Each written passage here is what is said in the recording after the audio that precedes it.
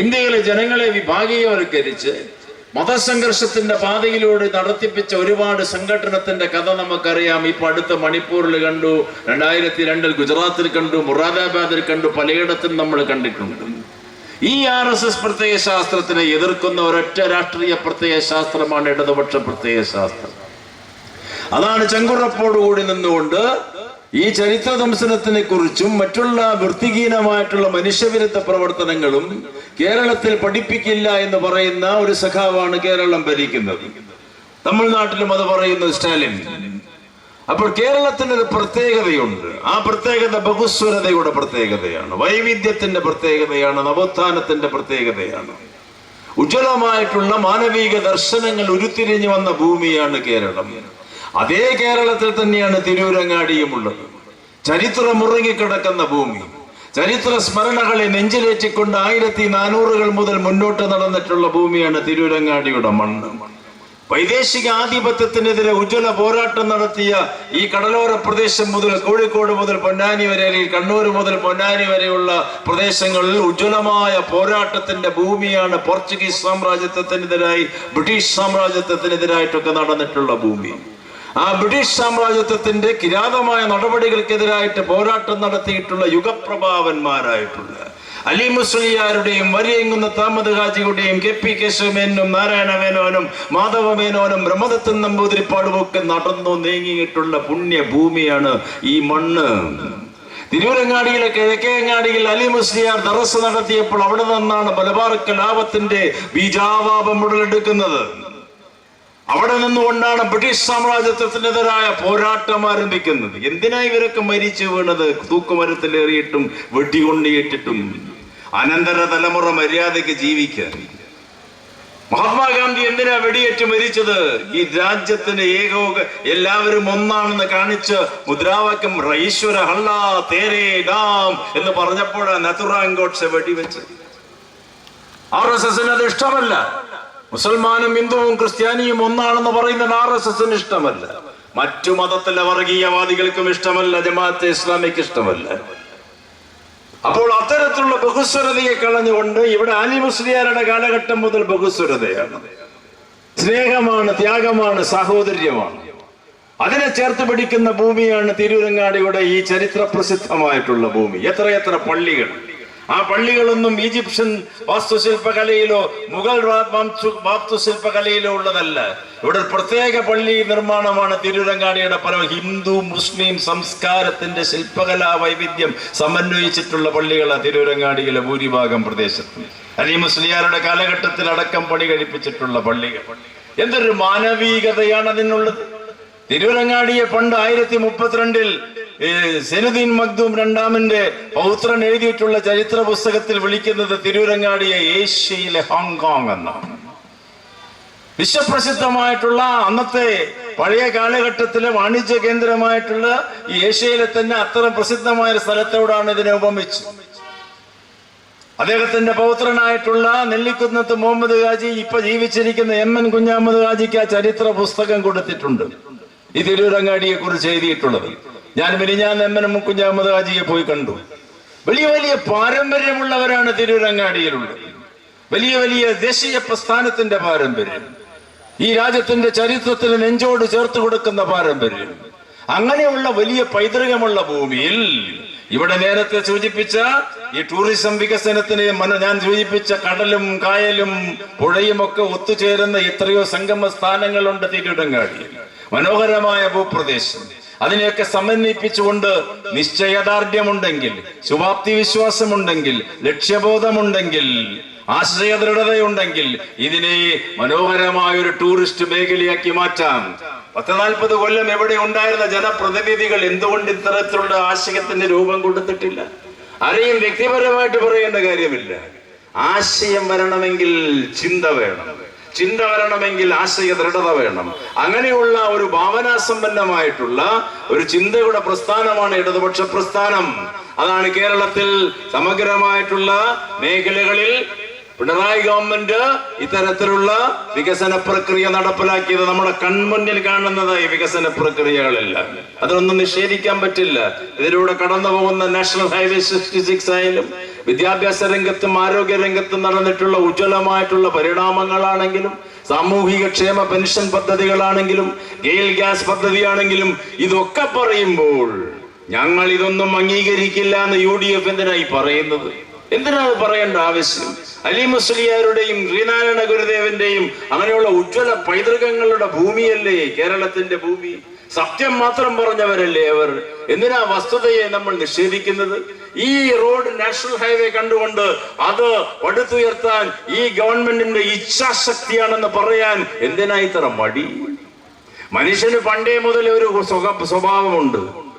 അത് മഹാഭാരതത്തിൽ വ്യാസൻ എഴുതി വെച്ചിട്ടുണ്ട്. അവസാന മഹാഭാരതം അവസാനിപ്പിക്കുമ്പോൾ എല്ലാവരും മരിച്ച് ബാക്കി 6 പേര് മാത്രം ബാക്കിയായി. ധർമ്മപുത്ര, ഭീമൻ, അർജുനൻ, നകുലൻ, സഹദേവൻ, പാഞ്ചാലി. രാജ്യം ഉപേക്ഷിച്ച് പോവുകയാണ് വാനപ്രസ്ഥത്തിന്. അങ്ങനെ പോകുമ്പോൾ ധർമ്മപുത്രർ പറഞ്ഞു, ശബ്ദം കേൾക്കുമ്പോ പിന്നോക്കം തിരിഞ്ഞു നോക്കണ്ടെന്ന് എല്ലാവരോടും. അങ്ങനെ ആദ്യത്തെ ശബ്ദം കേട്ടു, പാഞ്ചാലി വീണു, മരിച്ചു. നകുലൻ വീണു, സഹദേവൻ വീണു, അർജുനൻ വീണു, ഭീമൻ വീണു. അവസാനം ധർമ്മപുത്രർ ഒരു പട്ടിയും മാത്രം ബാക്കിയായി. അപ്പോൾ ദൈവദൂതൻ പ്രത്യക്ഷപ്പെട്ടു, നിന്നെ ഞാൻ സ്വർഗത്തിലേക്ക് കൊണ്ടുപോകാൻ ദൈവം അയച്ചതാണെന്ന്. അപ്പൊ ധർമ്മപുത്രർ പറയും, ഞാൻ വരില്ല, ഞാൻ വരണമെങ്കിൽ ഈ പട്ടിയും കൊണ്ടുപോകണം.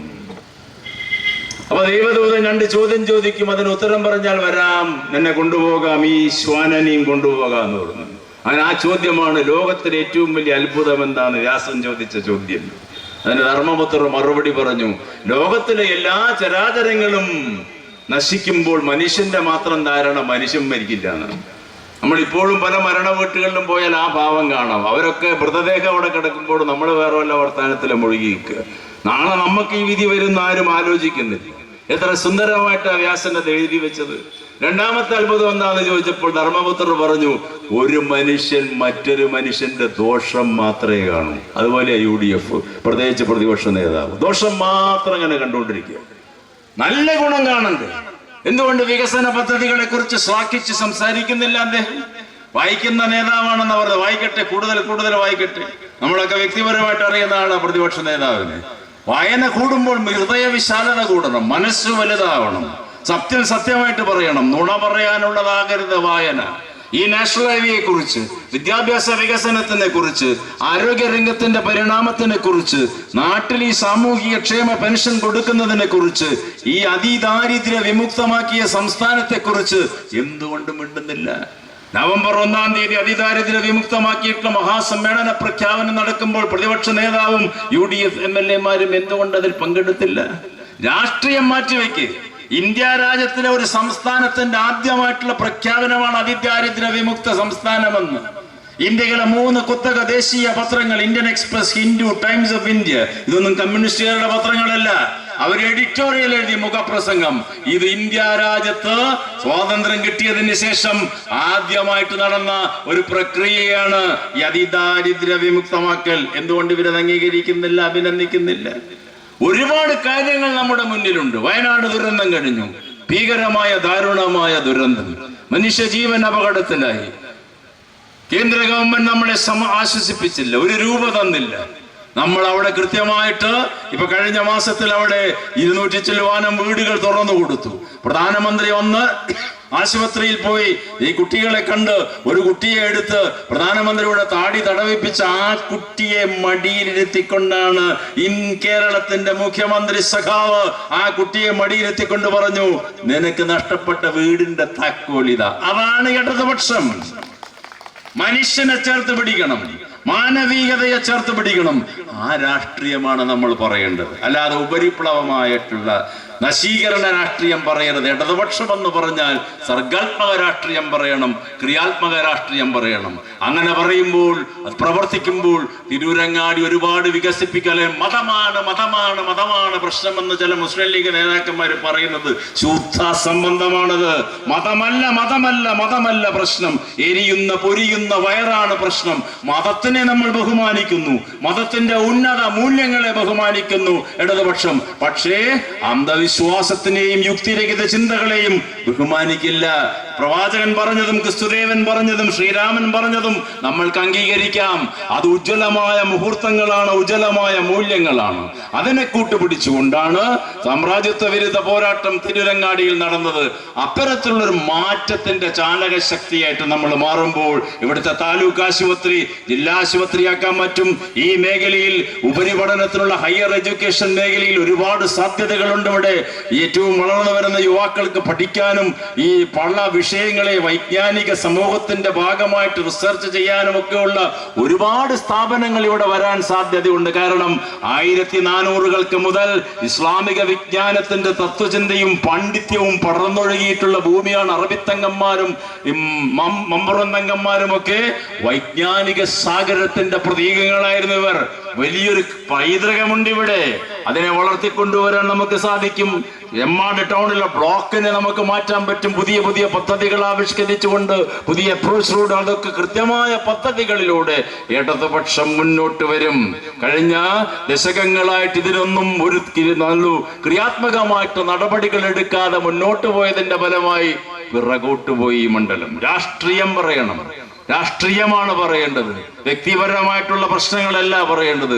ആ രാഷ്ട്രീയത്തിന്റെ ഇച്ഛാശക്തിയുടെ പ്രതീകമായി ഇടതുപക്ഷം മുന്നോട്ട് പോകണം. അതാണ് കേരളത്തിൽ കാണിച്ചുകൊണ്ടത് കഴിഞ്ഞ 10 വർഷമായി സമഗ്ര മേഖലകളിലും. ആ ഒരു പാരമ്പര്യം തുടരാൻ തിരൂരങ്ങാടിയിൽ മാറ്റമുണ്ടാകണം. ആ മാറ്റത്തിന്റെ ചാലകശക്തിയായി ഈ ഇരിക്കുന്ന ഓരോരുത്തരും, നിങ്ങളുടെ സുഹൃത്തുക്കളും ബന്ധുമിത്രാദികളും നാട്ടിലെ സന്മനസ്സുള്ള ജനവിഭാഗങ്ങളും ഒരുമിച്ച് നിന്നാൽ മാറ്റം ഉണ്ടാകുമെന്നുള്ളതിന് സംശയമില്ല. കാറൽ മാർക്സിന്റെ പ്രസിദ്ധമായ വാചകം, മാറ്റമില്ലാത്ത ഒറ്റ വസ്തുവേ ലോകത്തിലുള്ളൂ, അത് മാറ്റം മാത്രമാണ്. മാറുക, മാറിക്കൊണ്ടിരിക്കുക, രാഷ്ട്രത്തിനെ പടുത്തുയർത്തുക, കേരളത്തിനെ പടുത്തുയർത്തുക, തിരൂരങ്ങാടിയെ പടുത്തുയർത്തുക, ജീവിത നിലവാരത്തിനെ ഉയർത്തുക. മാറ്റത്തിന്റെ പ്രതീകങ്ങളായി മുന്നോട്ട് പോകുമ്പോൾ, പരിണാമത്തിന്റെ ചാലക ശക്തിയായിട്ട് ഓരോ അടിവെച്ചും മുന്നോട്ട് പോകുമ്പോൾ, സഹോദരി സഹോദരന്മാരെ, പ്രിയപ്പെട്ട വോട്ടർമാരെ, നമ്മുടേതായിരിക്കും വിജയം. മെയ് 4-ാം തീയതി തെരഞ്ഞെടുപ്പ് പ്രഖ്യാപനം വരുമ്പോൾ, കേരളത്തിലെ ഓരോ മണ്ഡലത്തിലും തെരഞ്ഞെടുപ്പ് പ്രഖ്യാപനം നടക്കുമ്പോൾ, ഇടതുപക്ഷ രാഷ്ട്രീയത്തിന്റെ പ്രത്യയശാസ്ത്രം വിജയക്കൊടി പാറിക്കുന്ന സമയത്ത്, ആ വൈകുന്നേര സമയത്ത്, അറബിക്കടലിലെ സൂര്യൻ ഉമ്മവയ്ക്കുന്ന സമയത്ത്, ചക്രവാളങ്ങൾ ചെന്നിറവണയുമ്പോൾ, ഈ എടരിക്കോട് ഈ പ്രദേശത്ത് നിന്ന്, കോട്ടയ്ക്കലിൽ നിന്ന്, തിരൂരങ്ങാടിയിൽ നിന്ന്, പരപ്പനങ്ങാടിയിൽ നിന്ന് ആ ചെഞ്ചായമണിയിച്ച സൂര്യനെ പ്രത്യഭിവാദ്യം ചെയ്തുകൊണ്ട് ചെങ്കൊടി ഇവിടെ നിന്ന് ഉയരണം. അത് തിരൂരങ്ങാടിയിലും ഉയരണം. അതാണ് പോരാട്ടത്തിന്റെ ഏറ്റവും വലിയ ചാലശക്തി. മെയ് 4-ാം തീയതി അതിന് ദൃക്സാക്ഷിയാകും നിങ്ങൾ എന്നുള്ളതിന് സംശയമില്ല. ഇച്ഛാശക്തിയോടുകൂടി, ആത്മവിശ്വാസത്തോടുകൂടി മുന്നോട്ട് നീങ്ങുക. സുനിശ്ചിതമാണ് വിജയം. എല്ലാവരുടെയും വോട്ടുകൾ രേഖപ്പെടുത്തുമ്പോൾ ഇടതുപക്ഷം വിജയിക്കും. കാരണം ഇടതുപക്ഷം മനുഷ്യപക്ഷമാണ്, സ്നേഹത്തിന്റെ പക്ഷമാണ്, സാഹോദര്യത്തിന്റെ പക്ഷമാണ്. ആ പക്ഷം ഒരിക്കലും പരാജയപ്പെടുകയില്ല. അടിവെച്ച് മുന്നോട്ട് എല്ലാവിധ ആശംസകളും അർപ്പിക്കുന്നു. ഒരിക്കൽ കൂടി വോട്ട് അഭ്യർത്ഥിക്കുന്നു.